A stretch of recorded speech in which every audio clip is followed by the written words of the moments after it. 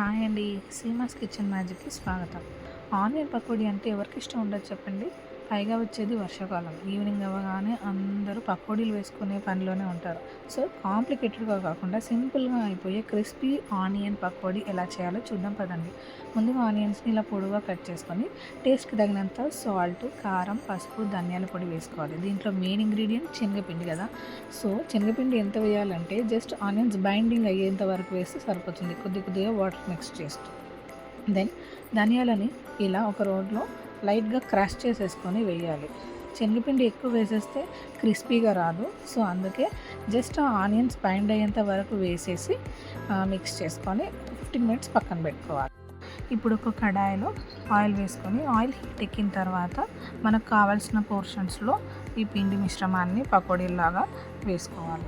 వేసుకొని మనము golden brown colour వచ్చే వరకు ఫ్రై చేసుకోవాలి. అంతే అండి, crispy and tasty onion pakodi ready.